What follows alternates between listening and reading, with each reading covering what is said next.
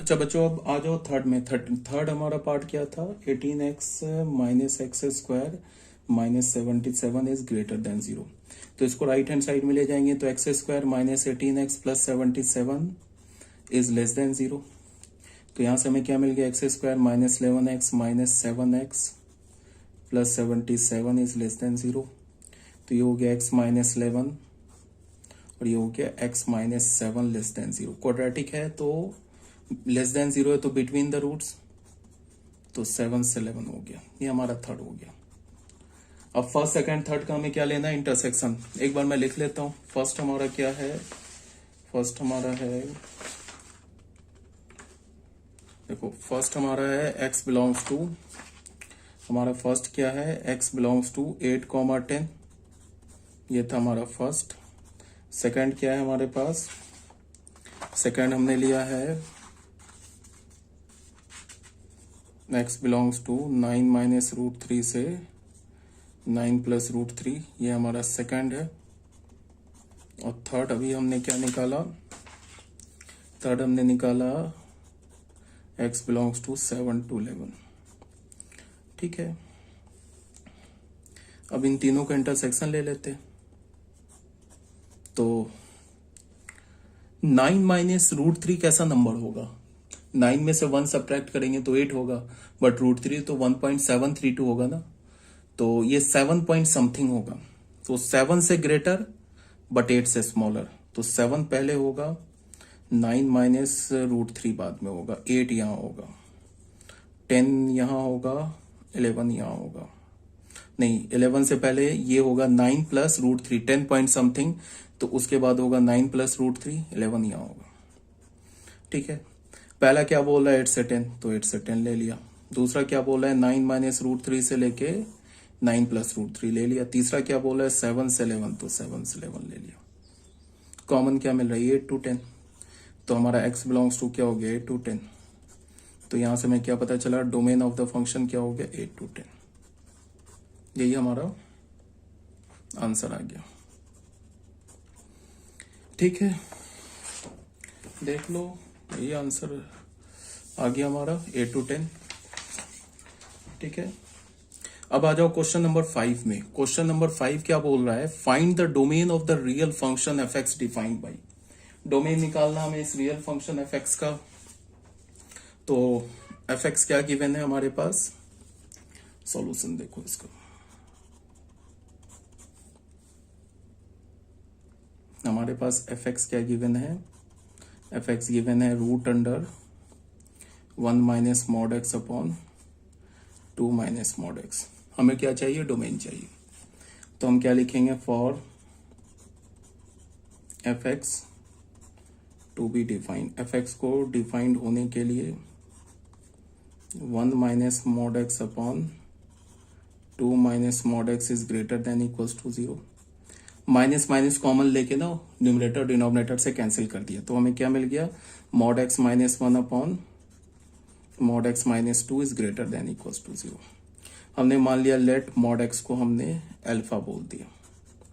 तो हमें क्या मिल गया? Alpha minus 1 upon alpha minus 2 is greater than equals to 0।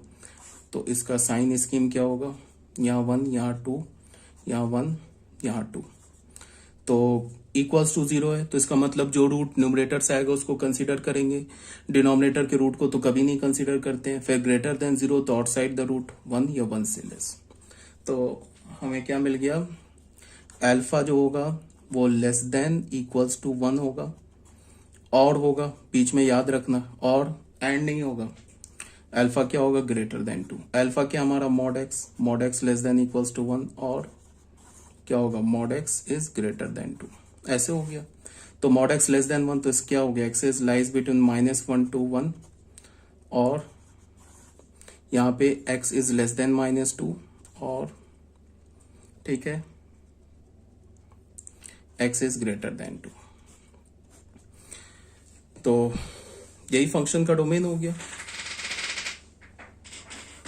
तो इसको देख लेते हैं। यूनियन लेना है। यहाँ पे ध्यान रखो, ये जो है ना हमारे पास, ये क्या होगा? इसमें x is less than equals to 1, या alpha is less than equals to 1, and नहीं बोलेंगे। एंड कब होता? जब दो रूट के बीच में होता। तो यहां पे क्या बोलेंगे? Alpha is less than equals to 1 और alpha is greater than 2। Alpha किसके इक्वल है? मॉड एक्स के। तो mod X is less than equals to 1 और mod X is greater than 2, ऐसे बोलेंगे। ठीक है, तो अब यूनियन ले लेना है। सबसे छोटा -2, उसके बाद -1, फिर 1, फिर 2। ये क्या बोल रहा है? -2 से छोटा छोटा, 2 से बड़ा, और ये क्या बोल रहा है? -1 से 1 के बीच में। तो हमें क्या लेना है? इंटरसेक्शन नहीं लेना, हमें क्या चाहिए? यूनियन चाहिए। तो हमें अगर यूनियन चाहिए तो फिर क्या हो जाएगा? x belongs to -∞ to -2 union, ये तो भी क्लोज भी है,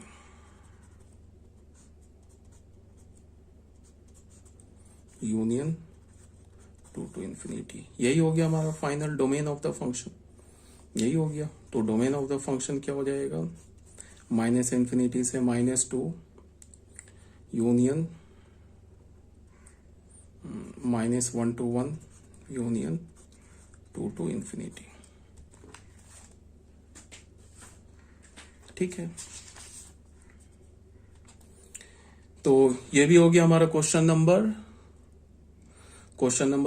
5 भी हो गया। अब क्वेश्चन नंबर 6। क्वेश्चन नंबर 6 है डू इट योरसेल्फ। देखो ये डिफरेंट फंक्शंस दे रखे हैं और सबका मैंने आंसर लिख दिया है। ठीक है, टोटल 7 फंक्शंस है। इसको सॉल्व करना, इस क्वेश्चन को सॉल्व करना। ये थोड़ा बढ़िया क्वेश्चन है, ये भी बढ़िया क्वेश्चन है, इसको भी सॉल्व करना। सारे अच्छे क्वेश्चन है इसमें, इसको सॉल्व करना है। ये आंसर दे रखा है, अगर नहीं सॉल्व होता है तो फिर मुझसे पूछना, फिर मैं बताऊंगा। ठीक है, आप मुझसे जब हमारी क्लास होती है उस क्लास में पूछ लेना। नहीं सॉल्व होता है, पहले ट्राई करना खुद से सॉल्व करने का। अगर नहीं सॉल्व होता है तुमसे तो फिर पूछ लेना। अब आई थिंक ये खत्म हो गया क्या? लास्ट ही क्वेश्चन है, ये भी डू इट योरसेल्फ है। ठीक है, डू इट योरसेल्फ का मतलब खुद से करोगे। अब मैं कितने क्वेश्चन कराऊं? यहाँ पे क्या बोल रहा है? तो ऐसे ही क्वेश्चन है, find the domain of the function. इस फंक्शन का हमें डोमेन निकालना है।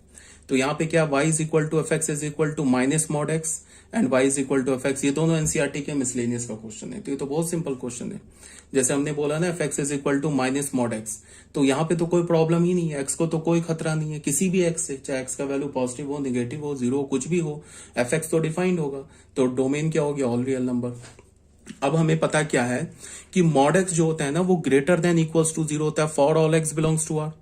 ठीक है, तो mod x अगर ग्रेटर देन इक्वल्स टू 0 होगा तो माइनस से मल्टीप्लाई करेंगे, क्या हो जाएगा? माइनस mod x क्या हो जाएगा? लेस देन इक्वल्स टू 0 हो जाएगा for all x belongs to r।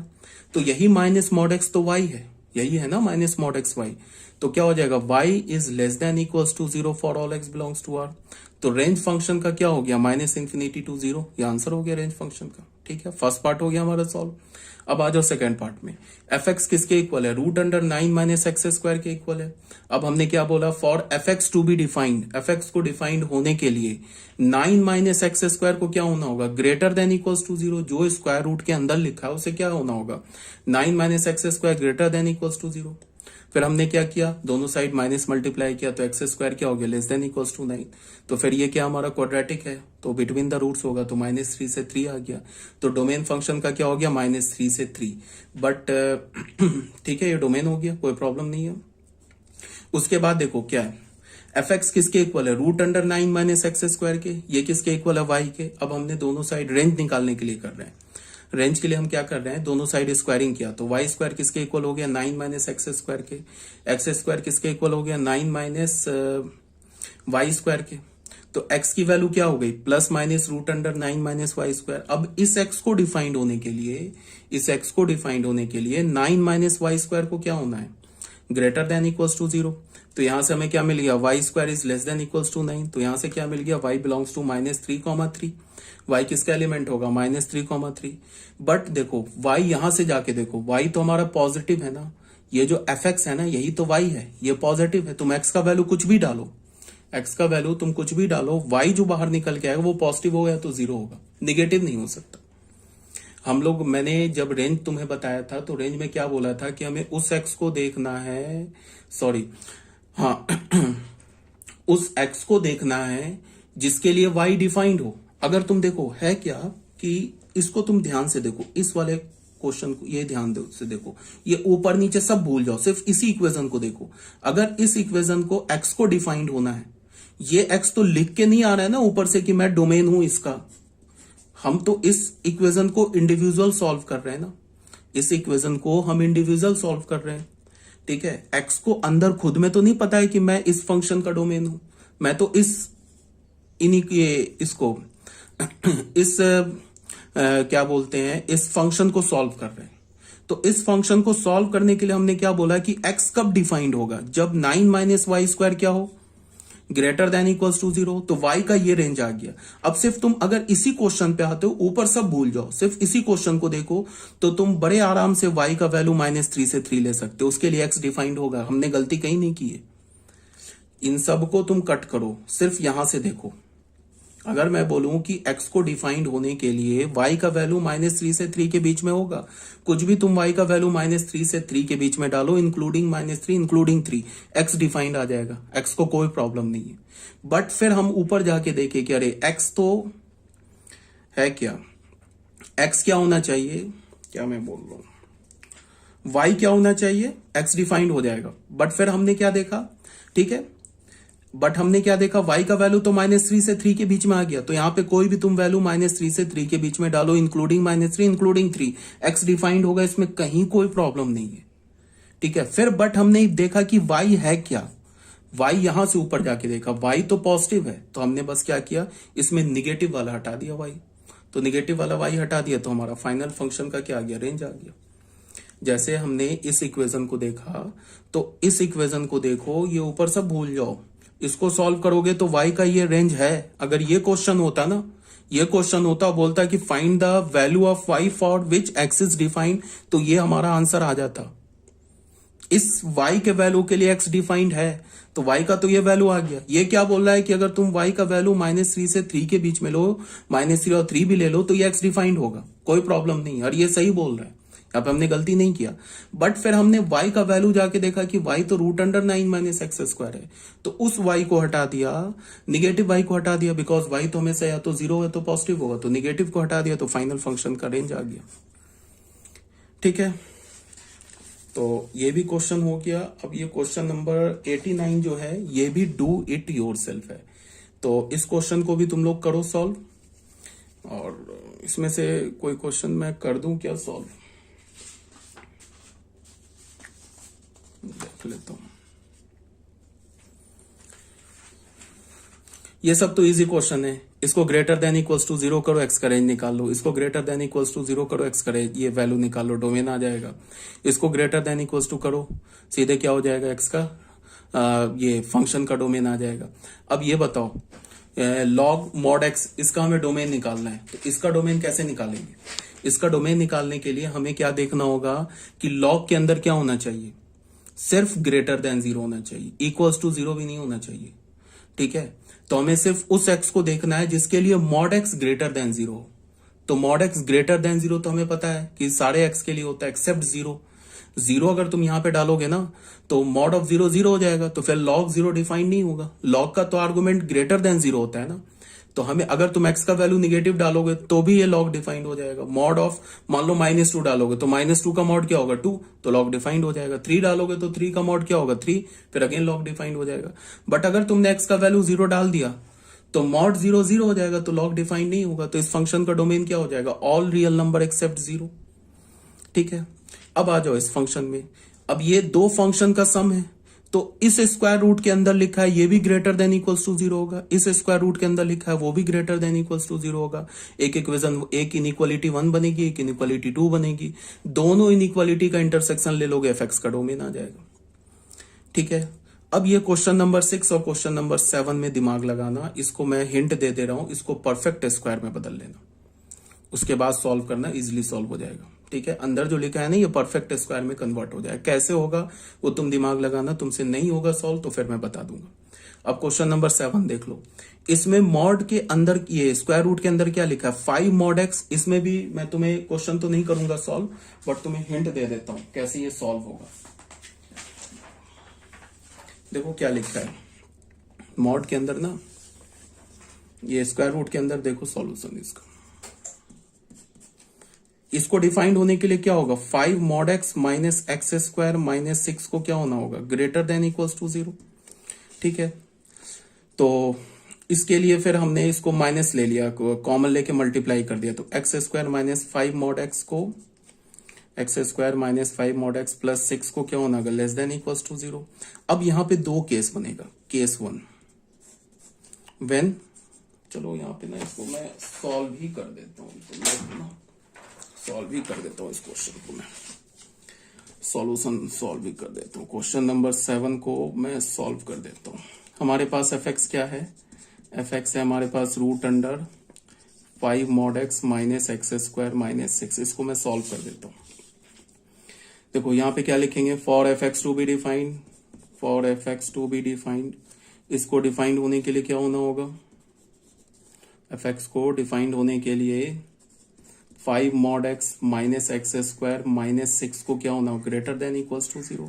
तो यहां से क्या हो गया, x square minus 5 mod x plus 6, ये लेस देन इक्वल्स टू 0 हो गया। ठीक है, अब हमें केस लेना होगा, केस 1, बिकॉज हमें मॉड हटाना है, मॉड को हटाना है ना हमें, तो मॉड को हटाने के लिए हमने केस 1 ले लिया, X is greater than equals to 0। ठीक है, ऐसे केस ले लिया, तो जब x is greater than equals to 0, ये हमारा केस 1 का इनिशियल कंडीशन हो गया। तो फिर क्या हो जाएगा, X square minus 5x plus 6 is less than equals to 0। कोई प्रॉब्लम नहीं है, मॉड हट गया। अब ये क्या होगा, X square minus 6x plus x, नहीं, X square minus 3x minus 2x plus 6 is less than equals to 0, ऐसे हो गया। तो यहां से हमने x कॉमन लिया, तो ये हो गया x माइनस 3, ये माइनस 2 कॉमन लिया, x माइनस 3, तो x क्या हो गया, 2 to 3, ये हो गया। अब ये क्या है, ये केस का इनिशियल कंडीशन है और ये केस का फाइनल कंडीशन है, या मतलब फाइनल आंसर है। समझ में आया केस क्यों लिया, केस इसलिए लिया कि हमें मॉड हटाना है ना, इसको हमें सॉल्व करना है। तो ये सॉल्व ऐसे थोड़े ना हो जाएगा, ये मॉड हटेगा तभी तो सॉल्व होगा। तो मॉड हटाने के लिए केस लेना होगा ना, एक बार केस लेना होगा X is greater than equals to 0, एक बार केस लेना होगा एक्स इज लेस देन 0। तो हमने ग्रेटर देन 0 लिया केस 1 में, तो ये केस का इनिशियल कंडीशन हो गया। केस को सॉल्व करने के बाद ये हमें आंसर मिला। मैंने क्या बोला था कि बिटवीन द केस, केस के बीच में हम इंटरसेक्शन लेते हैं और जितने केसेस बनाते हैं उसका यूनियन लेते हैं, वो हमारा फाइनल आंसर होता है। तो ये क्या बोल रहा है, ग्रेटर देन इक्वल्स टू 0। चलो एक बार नंबर लाइन पे बना लेते हैं। ये केस का इनिशियल कंडीशन क्या बोला है, 0 0 से बड़ा, ये 2 है, ये 3 है, 2 और 3 के बीच में बोल रहा है। तो इंटरसेक्शन क्या आ गया हमारा, जो S1 आया पहले केस का, वो क्या हो गया 2 to 3, इसको हमने A बोल दिया। अब केस 2 लेते हैं। केस 2 क्या होगा, एक्स इज लेस देन 0, तो फिर क्या होगा, एक्स स्क्वायर माइनस, ये लेस देन 0 होगा तो फिर क्या होगा, ये मॉड हटाएंगे तो माइनस एक्स आ जाएगा, तो माइनस एक्स आ जाएगा, तो ये प्लस एक्स हो जाएगा, plus 6 is less than equals to 0। तो ये क्या हो जाएगा, X square plus 2x plus 3x plus 6 is less than equals to 0। तो ये क्या हो जाएगा, x प्लस 2x प्लस 3, तो x क्या होगा, बिलोंग्स टू -3 से -2। अब फिर ये देखो केस का इनिशियल कंडीशन, केस को सॉल्व करके आंसर आ रहा है। ये बोल रहा है लेस देन 0, तो इसका और इसका इंटरसेक्शन क्या होगा, यही होगा इसका इंटरसेक्शन। तो क्या हो गया, S2 क्या हो गया हमारा, -3 से -2। ठीक है, ये हमारा B हो गया। अब A और B का यूनियन हमारा इस क्वेश्चन का आंसर हो जाएगा। तो A और B का यूनियन क्या होगा, यही यूनियन होगा, 2, 3 यूनियन -3, -2, आंसर हो गया, यही होगा। देखो -3, -2 यूनियन 2, 3, आंसर हो गया। ठीक है, अब इस क्वेश्चन को कैसे करेंगे सॉल्व, ये सब तो बता दिया कैसे होगा सॉल्व। इसमें भी मैंने हिंट दे दिया कि इसे परफेक्ट स्क्वायर में कन्वर्ट कर लेना, फिर स्क्वायर विद स्क्वायर कैंसिल हो जाएगा, फिर ये एक सिंपल फंक्शन में कन्वर्ट हो जाएगा। बहुत इजी क्वेश्चन, अगर तुमने इसको परफेक्ट स्क्वायर में कन्वर्ट कर लिया ना, बहुत आसानी से सॉल्व हो जाएगा। फिर स्क्वायर रूट वगैरह कैंसिल होगा, सिंपल फंक्शन बन जाएगा, उसे सॉल्व कर लेना। अब ये सब तो बिल्कुल यार बच्चा क्वेश्चन है, ये x अपॉन मॉड x का हमें रेंज निकालना है, ये तो खुद ही मतलब कर ही देता हूं मैं ना कुछ। जैसे हमारे पास एफ एक्स क्या दे रखा है, x अपॉन मॉड x है, इसका रेंज निकालना है। इसको तो मैं ऐसे ही रेंज निकल जाएगा, x अपॉन एक्स बोल दिया, 1 बोल दिया, क्या होगा, x is greater then 0। Because x को इक्वल्स टू 0 क्यों नहीं लेंगे, बिकॉज डिनोमिनेटर में x है। और x अपॉन माइनस एक्स होगा, -1 होगा, कब होगा, when x is less than 0। Equals to 0 तो ले ही नहीं सकते, तो हमारे पास fx क्या हो गया, fx हो गया 1 कब, when x is greater then 0। -1 कब हो गया, व्हेन x इज लेस। अच्छा ये क्या बोला, रेंज ही तो बोला, ठीक है। तो रेंज फंक्शन का क्या हो गया, बस दो ही आया, -1 और 1। और डोमेन फंक्शन का क्या हो गया, ऑल रियल नंबर एक्सेप्ट 0। ये फंक्शन का क्या हो गया, डोमेन हो गया। देख लो x का वैल्यू 0 लोगे ना तो ये फंक्शन डिफाइन नहीं होगा, ठीक है। तो रियल नंबर से 0 हटा दिया, या ग्रेटर देन 0 लेंगे, मॉड हट जाएगा, x अपॉन एक्स 1 हो जाएगा, ठीक है। तो इसका मतलब क्या है कि अगर तुम x का वैल्यू पॉजिटिव लेते हो ना तो fx y का वैल्यू 1 मिलेगा सारे पॉजिटिव रियल नंबर के लिए। और अगर तुम x का वैल्यू निगेटिव लेते हो तो y का वैल्यू -1 होगा सारे निगेटिव रियल नंबर के लिए। 0 पे तो डिफाइंड ही नहीं है। तो रेंज क्या आ रहा है, सिर्फ -1 और 1, तो रेंज हो गया। अब ये क्वेश्चन नंबर 2, क्वेश्चन नंबर 2 भी बहुत इजी है, बस ऐसे ही सेम टाइप का है। fx क्या है हमारे पास, x+2 upon mod of x+2।